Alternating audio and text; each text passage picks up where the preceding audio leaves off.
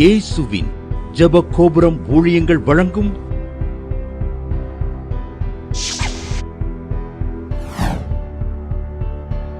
நம்பிக்கையிலே சந்தோஷமாயிருங்கள்.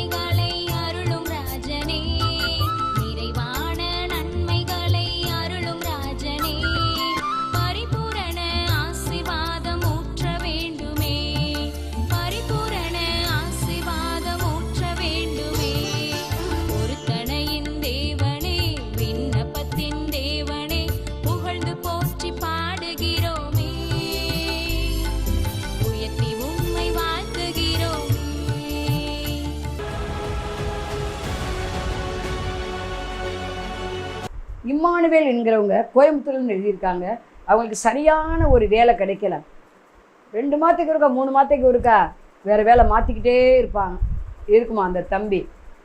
ஆண்டவரே எனக்கு ஒரு நிரந்தர வேலையை கொடுக்க மாட்டீரா அப்படின்னு அழுது ஜெபம் பண்ணுவாராம். ஞாயிற்றுக்கிழமை ஈவினிங்கு 7:30 மணிக்கு ஜாய் டிவியில் நம்பிக்கையிலே சந்தோஷமாக இருக்கிற நிகழ்ச்சியை தற்செயலாக நான் பார்த்தேன். உடனே கீழே உள்ள அந்த நம்பரில் ஃபோனில் நான் அம்மாட்ட ஜெபம் பண்ணேன். கர்த்தர் மறுமாதமே எனக்கு நிரந்தர வேலையை ஃபிக்ஸ் பண்ணி கொடுத்தாரு. 3 வருஷத்துக்கு குறையாமல் அதில் இருக்கலாம் அப்படின்னு சொல்லி அவங்க எழுதியே கொடுத்துட்டாங்களாம். 3 வருஷம் நீ மாறக்கூடாது. 2 மாதத்துக்கு ஒருக்கா வேலை மாறிக்கிட்டு இருந்த அந்த மகனுக்கு கர்த்தர் ஒரு நிரந்தர வேலையை கட்டளையிட்டார். கர்த்தருடைய நாமம் மகிமைப்படுவதா என்று எழுதியிருக்காங்க. ஆண்டவராகிய இயேசு கிறிஸ்துவின் நாமத்தினால தேவ சமூகத்திலிருந்து வாழ்த்துக்களை சொல்லுகிறோம். கர்த்தர் தாமே உங்களை சீயோனிலிருந்து ஆசீர்வதிப்பாராக. இந்த தேவ செய்திக்கு உங்கள் அன்போடு வரவேற்கிறோம். நம்பிக்கையிலே சந்தோஷமா இருங்கள் நிகழ்ச்சி ஒவ்வொரு வாரமும் ஞாயிறு மாலை 7:30 மணிக்கு ஜாய் டிவியில் ஒளிபரப்பப்படுகிறது. அதே போல் வெள்ளிக்கிழமை தோறும் காலையில் 8:30 மணிக்கு நம்பிக்கை டிவியில் நம்பிக்கையிலே சந்தோஷமா இருங்கள் நிகழ்ச்சி வருகிறது. அல்லேலூயா, ராதா ராபா. ஒவ்வொரு வேலைக்கிழமையும் இரவு ஜாய் டிவி யூடியூப்பில் 8 மணிக்கு துதி ஆராதனை ஜெபம் நடக்கிறது. அல்லேலூயா, அதை நீங்கள் பார்க்க மறவாதிருங்கள். அல்லேலூயா, ஜெபத்தோடு இவைகளெல்லாம் நீங்கள் பார்க்கும்போது கர்த்தர் உங்களுடைய எண்ணங்களை பார்த்து அல்லேலூயா தேங்க்யூ ஜீசஸ் உங்களுக்கு அதிகமான நன்மையான ஈவுகளை பரத்திலேருந்து அனுப்புவார். உதவி செய்வது கர்த்தர் தான். எங்களுடைய வேலை ஜெபிப்பதான். அல்லேலூயா, கர்த்தருடைய வார்த்தையை பேசுவது தான். அல்லேலூயா, கிரியை செய்கிறதெல்லாம் கர்த்தர் தான். அல்லேலூயா, தேங்க்யூ ஜீசஸ். ஆகவே கர்த்தரை அதிகமாக இந்த ஆண்டு பற்றி கொள்ளுங்கள். அல்லேலூயா, அப்பொழுதுதான் உங்களுக்கு எல்லாம் இழந்ததெல்லாம் திரும்ப கிடைக்கும். இந்த வருஷம் நமக்கு கொடுக்கப்பட்ட வாக்கு தத்தமே இழந்து போனதெல்லாம் உங்களுக்கு திரும்ப தருவேன். எதெல்லாம் இழந்துட்டீங்க ஒரு பட்டியலில் போட்டு தேவ சமூகத்தில் வைங்க. அல்லேலூயா, இதெல்லாம் எனக்கு திரும்ப தருவேன்னு வாக்கு பண்ணியிருக்கீங்களா ஆண்டவரே? தாங்கப்பா. சத்துரு கொள்ளையாடி கொண்டு போனதெல்லாம் திரும்ப தாங்கப்பா. சாத்தா உங்கள் வாழ்க்கையில் மோசம் போக்கி இருக்கலாம் இல்லையா, அழிச்சிருக்கலாம். செய்வன மந்திரம்னு சொல்லி ஏவல்னு சொல்லி கஷ்டப்பட்டிருக்கலாம். அந்த மந்திரவாதி கொண்டு போனதெல்லாம், சாத்தான் கொண்டு போனதெல்லாம், பொல்லாத மனிதர்கள் கொண்டு போனதெல்லாம் உங்களுக்கு இந்த ஆண்டு திரும்ப ஆண்டவர் தருவார். ஏனென்ன உலகத்தில் இருப்பவனை பாக்கிலும் நம்மள் இருக்கிற ஆண்டவர் பெரியவராக இருக்கிறார். உங்கள் பிரச்சனையை பாக்கிலும், வியாதியை பாக்கிலும், பாடுகளை பாக்கிலும், தேவைகளை பார்க்கிலும், எந்தெந்த பாடுகள் மத்தியில் வர்றீங்களோ அவைகளை பாக்கில ஆண்டவர் பெரியவர். தலையை தாழ்த்தி ஜெபம் பண்ணுவோம். பரலோக பிதாவே, நாங்கள் சொத்திரிக்கிறோம், துதிக்கிறோம். இந்த தேவ செய்திக்கு விரோதமாக எழும்புற ஆயுதங்கள் நசனா இயேசு நாமத்தில் வாய்க்காமல் போவதாக. உடைய வார்த்தை 100 மடங்கு கிரியை செய்வதாக. உடைய வார்த்தை நீங்கள் எதுக்காக அனுப்புகிறீங்களோ அது உம்முடைய காரியத்தை வாக்கிய பண்ணுவதாக. ஒன்று கூட தரையில் விழுகாது தகப்பனே. இது ஒரு மனித வார்த்தை கிடையாது, அது தேவ வார்த்தை, ஜீவனுள்ள வார்த்தை. வேத வசனம் ஜீவன் ஆவியுமாய் இருக்கிறதே. அல்லேலூயா, அல்லேலூயா. ஆகவே ஜீவன் ஆவியுமுள்ள வார்த்தையை கர்த்தருடைய ஆவியானவரே நீர் பேசுவீராக. நாங்கள் கேட்குறோம். அல்லேலூயா, அது எங்கள் ஒவ்வொரு உள்ளங்களையும் கிரியை செய்வதாக. லீதியாளின் உள்ளம் திறக்கப்பட்டது போல இதை பார்க்குற கேட்குற ஒவ்வொரு உள்ளங்களும் செவிகளும் திறக்கப்படுவதாக. ரிக்காவதாக அலாபாரவ இருபுறமும் கருக்குள்ள பட்டயமாயும் உடைய வார்த்தை கிரியை செய்வதாக. அல்லேலூயா, ரதலா ரபா டிகாதாக ரபா. இதை பார்த்து கொண்டு இருக்கும்போதே அவர்கள் எதுக்காகலாம் ஜெபம் பண்ணி கொண்டு இருக்காங்களோ அதையெல்லாம் வாக்கிய பண்ணுவீராக ஆண்டவரே. அல்லேலூயா, அல்லேலூயா. இது கர்த்தராலே வந்தது, இது அநேகருடைய கண்களுக்கு ஆச்சரியமாயிருக்கிறது என்று ஒருமித்து தேவனுடைய நாமத்தை உயர்த்துவார்களாக. ஆசீர்வதி இயேசுவின் நாமத்தின் பிதாவே, ஆமென், ஆமென். ஜீசஸ். அல்லேலூயா. பலத்தினாலும் அல்ல, பராக்கிரமத்தினாலும் அல்ல, என் ஆவினாலே ஆகும். அதான் செய்தியுடைய தலைப்பு. சகரியா 4:6.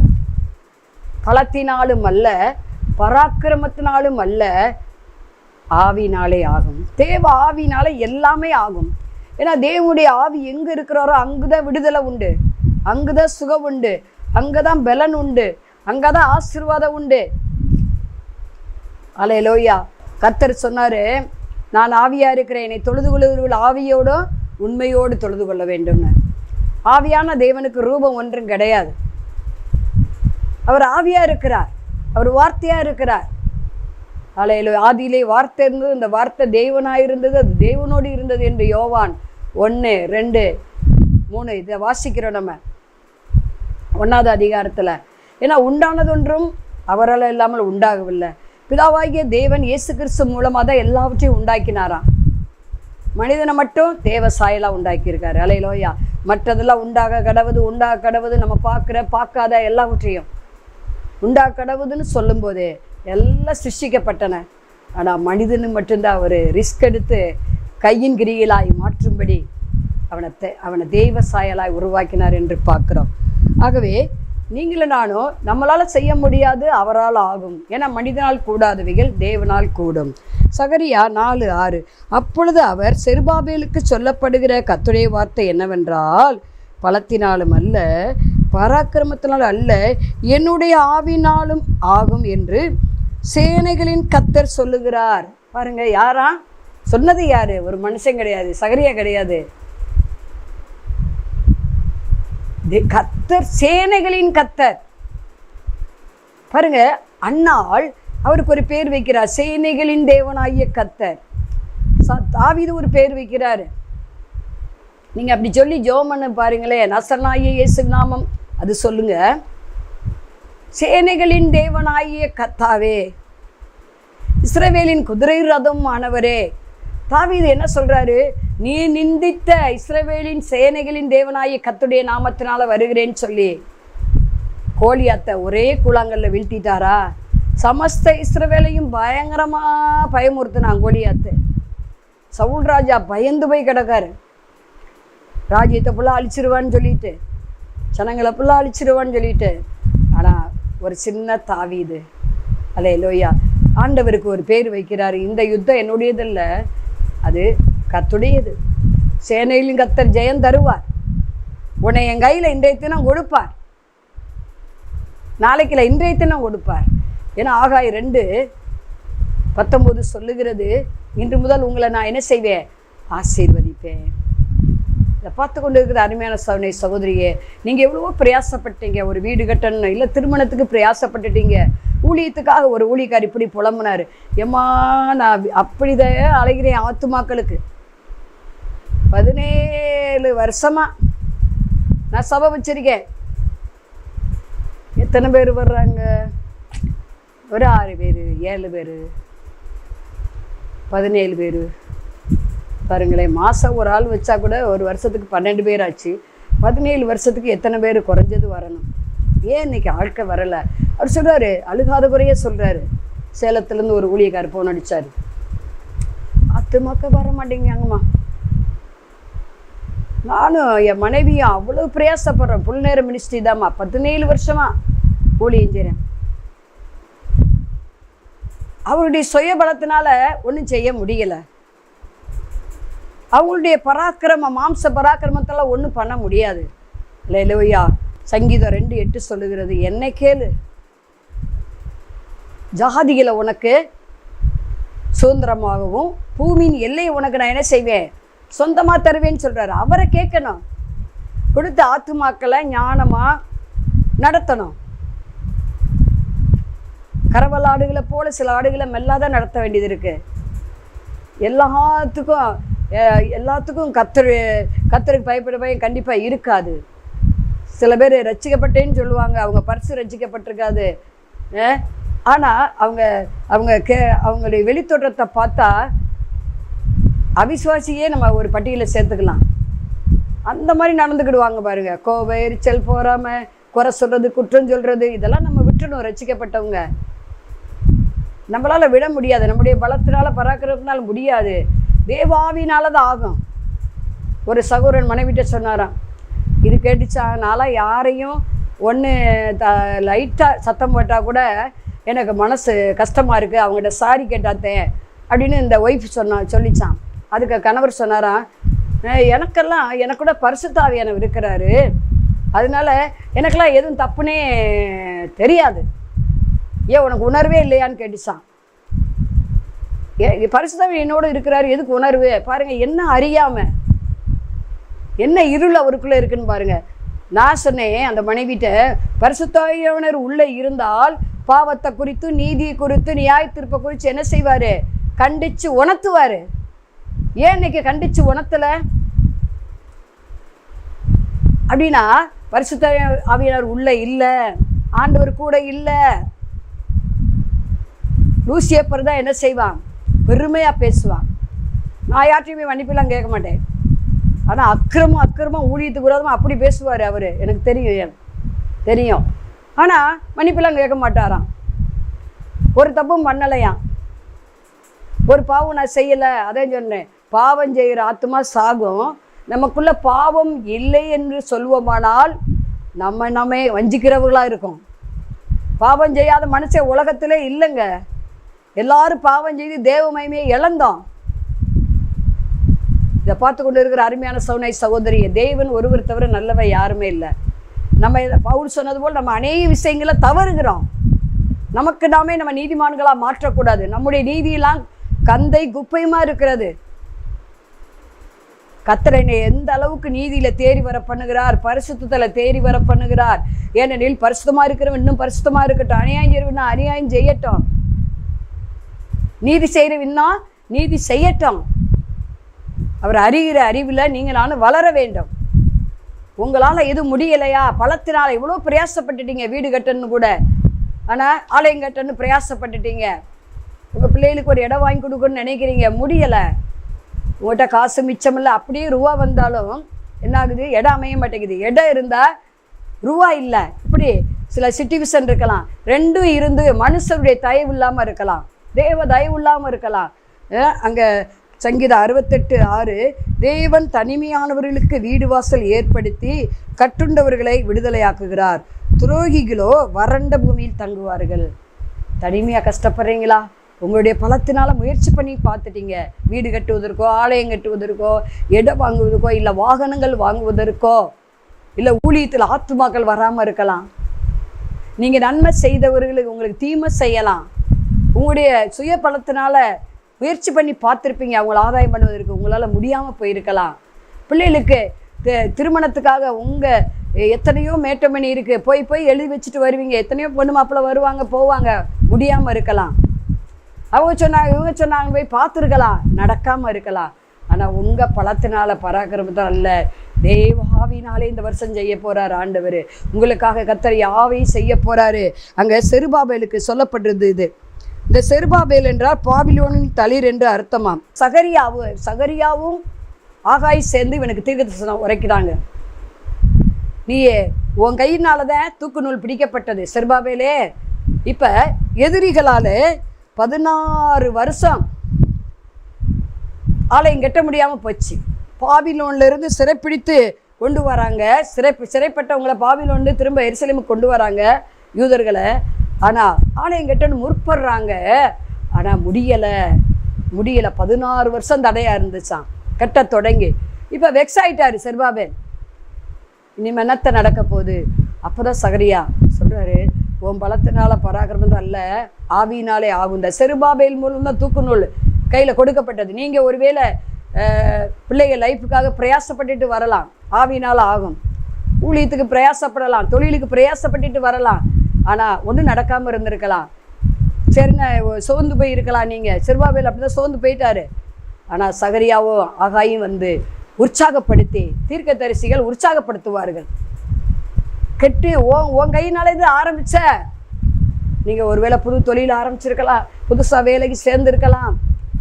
தேவ ஆவியால் நீங்கள் மென்மேலும் உயர போகிறீங்க, நீங்கள் மென்மேலும் ஆசீர்வதிக்கப்பட போகிறீங்க. Hallelujah hallelujah. நீங்கள் ட்ரீட்மெண்ட்டு குழந்தைக்காக எவ்வளவோ எடுத்திருக்கலாம், கற்பத்தின்கனி கிடைக்காம இருக்கலாம். ஆனால் இந்த வருஷம் கற்பத்தின்கனி ஆணை பண்ணி கத்துறவங்களுக்கு தரப்போகிறார், நிச்சயம் தருவார். அப்படிதான் ஒரு சகோதரி ராமநாட்டிலேருந்து எப்படியோ அட்ரஸை பிடிச்சி வந்துட்டாங்க. அவங்களுக்கு 7 வருஷமாக குழந்தை கிடையாது. எவ்வளவோ ட்ரீட்மெண்ட் எடுத்துட்டாங்களாம், இல்லை. சரி நான் சொன்னேன், பலத்தினாலும் அல்ல பராக்கிரமத்தால் ஆவினால் ஆகும். அவங்க செய்த எல்லா குற்றங்களை அறிக்கையிட்டு மன்னிப்பு கேட்டு, ஆண்டவரே இறங்கும், வர்ற வருஷத்தில் குமாரன் குமாரத்தியோடு வரட்டும். ஏன்னா ஆணை பெண்ணை உண்டாக்கி பழகி பெறுங்கள் சொன்னவர். ஆம்பளை பிள்ளையும் தர்றது அவர் தான், பொம்பளை பிள்ளையும் தர்றது அவர் தான். அவங்க சொன்னாங்க, எங்கள் அவமானம் நீங்கும்படி எங்களுக்கு ஒரு குழந்தை கிடைச்சா போதும், அது ஆணோ பொண்ணோ. நான் சொன்னேன், நீங்கள் ரெண்டுமே ஆண்டவர் உங்களுக்கு தர வல்லமையோடு இருக்கிறாரு, அவர் ஆவினால ஆகும். ஜெபம் பண்ணிட்டு போனாங்க. மறு வருஷம் 2 பிள்ளைகளோட வராங்க. ஆம்பளை பிள்ளையும் பொம்பளை பிள்ளையோடு வர்றாங்க.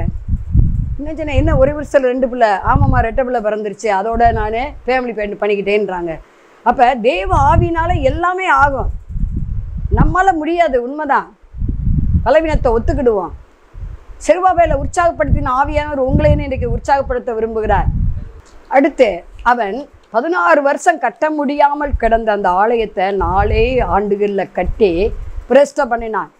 நீங்கள் ஒருவேளை வீடு கட்ட அஸ்திபாரம் போட்ட அன்னைக்கு இருக்குதா? ஒரு சௌகரி சொன்னாங்க, அஸ்திபாரம் போட்டு 20 வருஷம் ஆச்சுமா, கோர்ட்டில் போட்டாங்கம்மா. ஏன்னா எங்களுக்கு எழுதி கொடுத்த அந்த அம்மா இறந்துட்டாங்க அந்த இடத்த. ஆனால் இறந்த உடனே அவங்க பொண்ணு அந்த இடத்த வேறவங்களுக்கு விற்றுருக்காங்க, எங்களுக்கு தெரியல. அவங்க வாங்கினவங்க கோர்ட்டில் போட்டாங்க.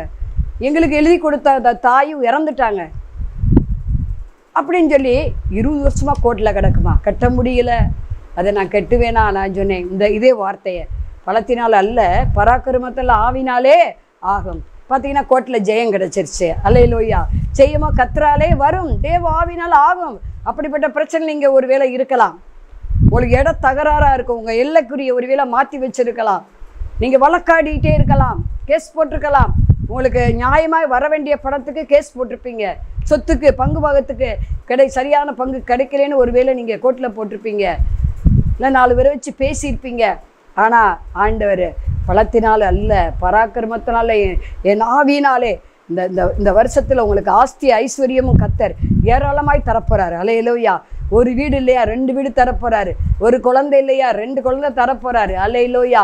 உங்களால் ஊழியமே செய்ய முடியலையா, அபிஷேகம் நிரம்பி வழியும்படி செய்து தேவ ஆவினாலே அநேக ஊழியங்களை கட்டும்படி, அநேக ஆத்துமாக்களை ஊழியத்தில் சீசிகளாக மாற்றும்படி உங்களுக்கு கிருபை தரப்போறாரு.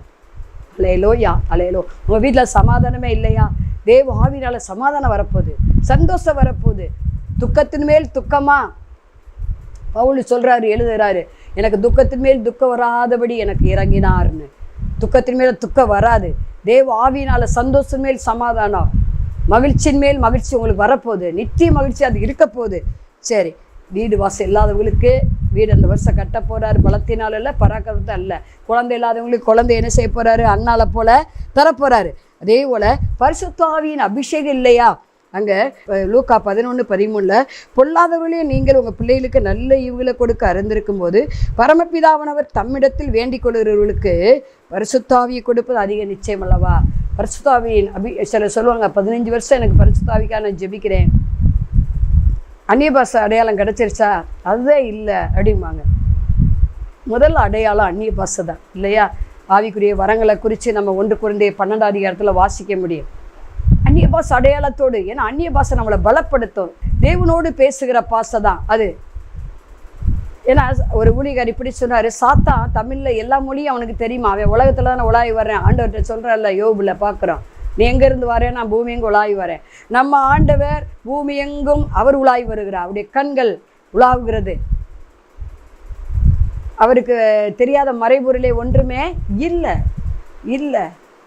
ஆகவே பரிசுத்தாவின் அபிஷேகத்தை நான் விசுவாசிக்கிறேன். இந்த ப்ரோக்ராமில் உட்கார்ந்து பார்க்குற உங்களுக்குள்ள ரெட்டிப்பான அபிஷேகம், எலியாவுக்குள்ள இருந்த அந்த அபிஷேக வரங்கள் எலிசாக்கு 2 மடங்கு வந்தது போல வருகிறது, தேவ ஆவினால் வருகிறது. அல்லேலூயா. ரகரகலாபா. ஓ தேங்க்யூ ஜீசஸ். ஏன்னா பரிசுத்த ஆவினால் தான் எல்லாமே நடக்க போகுது. அங்கே யாத்திராம 14:13-14 அப்பொழுது மோசே ஜனங்களை நோக்கி பயப்படாதிருங்கள், நீங்கள் நின்று கொண்டு இன்றைக்கு கர்த்தர் உங்களுக்கு செய்ய ரட்சிப்பை பாருங்கள் என்று எழுதப்பட்டிருக்கிறது. இன்றைக்கு நீங்கள் காண்கிற எகிப்தினை என்றுமே காண மாட்டீங்க. இதுவரை நீங்கள் எகிப்தினாயி அடிமைத்தனத்தில் இருக்கீங்களா? யாருக்கு அடிமையாக இருக்கீங்க? ஆண்டவருக்கு அடிமை இல்லாமல் காடா உங்களை நடத்துகிறவங்களுக்கு அடிமையாக இருக்கீங்களா?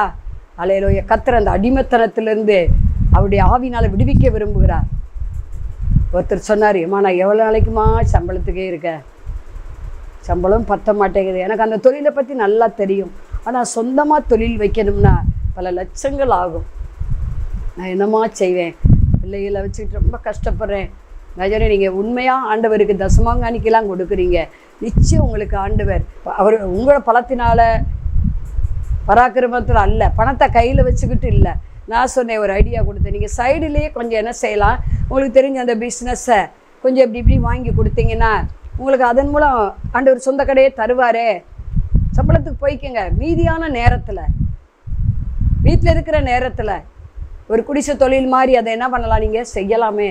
பாருங்கள், அப்படி வச்சு இன்னைக்கு ஓஹோன்னு ஆயிட்டாரு. அல்லேலூயா. ஏன்னா பலத்தினால் அல்ல பராக்கிரமத்தல்ல ஆவினாலே ஆகும். எறும்பிட்ட போய் கற்றுக்கங்கன்னு இருக்கு, எதுவும் பிரயாசப்படாமல் ஒன்றும் நடக்காது. சுறுசுறுப்புள்ளவன் கையே செல்வத்தை சேர்க்குமா. சோம்பேறி கதவு முனை எப்படி ஆடுதோ காற்றுக்கு, அது மாதிரி காலாட்டி கொண்டு இருக்கானா. சோம்பேறியாக இருக்கக்கூடாது நீங்களானோ. ஏன்னா தேவ ஆவினால்தான் எல்லாம் நடக்க போகுது. இந்த யுத்தம் யாருடையது? கர்த்தருடையதுன்னு மோசே சொல்கிறார். நீங்கள் சும்மா இருப்பீங்கிறாரு. பலத்தினால் அல்ல பராக்கிரமத்தினால் அல்ல, உங்களோடு சண்டையிடுகிறவர்கள் இந்த ஆண்டு உங்களோடு வந்து சமாதானத்துக்கு வரப்போகிறாங்க. ஏன்னா ஒருவனுடைய வழிகள் கர்த்தருக்கு பிரியமா இருந்தால் சத்துருக்கள் வந்து சமாதானப்படி செய்வாராம். எதிர்ப்புகள் மறைகிறது இந்த ஆண்டு. அல்லேலூயா. ரகதகரபஷே. ஏன்னா பலத்தினால் அல்ல, பராக்கிரமத்தினால இல்லை, செருபாபேலை கொண்டே ஆலயத்தை கட்டி பிரதிஷ்டை பண்ணின தேவன் உங்கள் வீட்டை உங்களை கொண்டு தான் கட்ட போகிறாரு. ஆலயத்தை உங்களை கொண்டு தான் கட்ட போகிறாரு. ஆலயில் உங்களை கொண்டு தான் பிள்ளைகளுக்கு திருமணம் நடக்க போகுது. உங்களுக்காகத்தான் உங்கள் சந்ததி மேல் ஆவி ஆசீர்வாதம் ஊற்றப்பட போகிறது. உங்கள் எல்லையை விரிவாக்க போகிறாரு. உங்களுக்காகவே சுற்றிலும் இளைப்பாறுதல உங்களுக்காக கட்டளையிட போகிறாரு ஆண்டவர். அல்லேலூயா, அல்லேலூயா. அடுத்து, எனக்கு ஞானம் இல்லை, படிக்கிறதுக்கு பிள்ளைகளுக்கு ஞானம் இல்லைன்னு சொல்கிறீங்களா? வேலைக்கு யூகித்து செய்வதற்கு ஞானம் இல்லைன்னு சொல்கிறீங்களா? இங்கே பார்க்குறோம் யாத்ரா 35:2 நீங்கள் வாஸ்து பார்த்தீங்கன்னா 5 வரை வாசிங்கன்னா, பெசலவேலை பேர் சொல்லி அழைத்து அவனை பொன்னிலும் வெள்ளியிலும் வெங்கலத்திலையும் சகல வேலையிலையும் ரத்தினத்திலையும் எல்லாம் எந்த வேலை கொடுத்தாலும் பெஸ்ட்டாக செஞ்சிடுவார். அவனை தெய்வ ஞானத்தினால் நிரப்புனாராம். அப்போ உங்கள் சுயமுயற்சினால் நீங்கள் உங்களால் ஒன்றும் பண்ண முடியாமல் போயிடலாம். எந்த வேலை கொடுத்தாலும் அதில் ஃபெயிலர் வரலாம். உங்கள் கையீடு வேலை வாய்க்காமல் இருக்கலாம். கர்த்தர் தம்முடைய ஆவினாலே வாக்கிய பண்ண விரும்புகிறார். எந்த தொழில் நஷ்டம் வந்துச்சோ, எந்த வேலையில் உங்களுக்கு வருமானம் போதலையோ, அங்கேயே கர்த்தர் தேவ ஆவினால் உங்களை உயர்த்த போகிறார், ஆசீர்வதிக்க போகிறார். உங்கள் கூடாரத்தை எல்லையை அவருடைய ஆவினால் விரிவாக்குகிறார். ஜெபம் பண்ணுவோம். பரலோக பிதாவை நாங்கள் சோத்திரிக்கிற துதிக்கிற பலத்தினால் அல்ல, பராக்கிரமத்தில் அல்ல, என் ஆவினாலே ஆவு ராதா லாராபா. செபிக்கவே முடியல, பார்த்துக்கிட்டு இருக்கீங்க. அல்லேலூயா. கர்த்தர் இப்போது ஜெபாவியை ஊற்றுகிறார். ஓராபா தீகாபாபாலாபாராபா. இரவுல தூக்கம் இல்லை, பார்த்துக்கிட்டு இருக்கீங்க. ஓ, தமக்கு பிரியமானவனுக்கு சுகமானித்திரை தருகிறார். ஓ ரபோ தீகாதாலாபாராபா ரீகாதாகலாபாராபா ஓரிபா தகலாபாராபா. காரணமில்லாமல் இட்ட சாபம் தங்காது. ஐயோ, அவங்க இப்படி சாவு விட்டுறாங்க, இப்படி பண்ணிட்டாங்கன்னு வருத்தப்படுகிற மகனே, அந்த சாபம் நீங்கிறது. காரணம் இல்லாமல் இட்ட சாபம் உன் மேலேயே உன் சந்ததி மேலே பழிக்காது. கர்த்தர் உன்னை நினைச்சிருக்கிறார். அவர் ஆசீர்வதிப்பேன்னு சொல்வதற்காக நன்றி. ஒரு கதாகால பக்கத்து இடத்த வாங்குன்னு ஜெபம் பண்ணுறீங்க. வாங்கி போட்டால் நம்ம பிள்ளைகளுக்காகவே கொஞ்சம் விஸ்தாரமாக இருந்துக்கலாமே நினைக்கிறீங்க. கர்த்தர் அதை வாக்கிய பண்ணுகிறார். அந்த தேவையை பலத்தினால் அல்ல, பராக்கிரமத்தினால் அல்ல, ஆவியினாலே சந்திக்கிறார். லோனு சாங்ஷன் ஆகலைன்னு பார்த்துக்கிட்டீங்க. கர்த்தர் லோனை சாங்ஷன் பண்ணுகிறார். ஆசீர்வதிங்க இயேசு நாமத்தை பிதாவே. அன்பானவர்களே, அதிசய கல்வாரி ஊழியங்கள் மூலம் ஒவ்வொரு மாதமும் தேவனால் எல்லாம் கூடும் பத்திரிகையை நாங்கள் வெளியிடுகிறோம். தேவ சமூக பாடல்கள் DVD, ACD இந்த பாடல்களை நாங்கள் வெளியிடுகிறோம். அதிசய கல்வாரி ஊழியம் இது தீர்க்க தரிசன ஜெப ஊழியமாக நடைபெறுகிறது. இந்த ஊழியங்களுக்காக ஜெபிக்க, காணிக்கையை அனுப்ப தாங்க மறவாதிருங்கள். ஜெபிக்கிற, கொடுக்கிற, உழைக்கிற உங்கள் ஒவ்வொருவரையும் ஆண்டவர் தாமே ஆபிரகாமை ஆசீர்வதித்தது போல சகல விதத்திலும் உங்களை ஆசீர்வதிப்பாராக. ஆமென். அன்பிற்குரியவர்களே, இந்த ஊழியத்தை உங்கள் காணிக்கைகளால் தாங்குபவர்களின் கவனத்திற்கு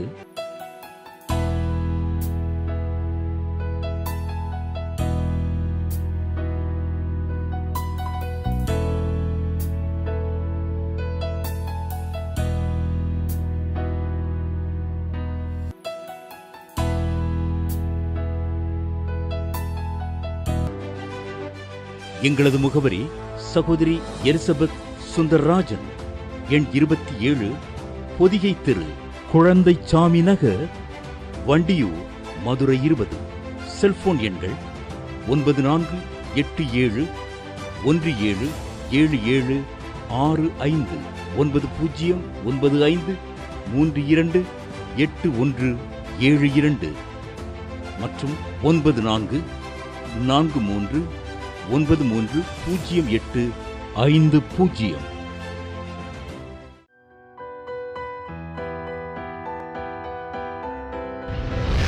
கர்த்தர் உங்களை ஆசீர்வதிப்பாராக.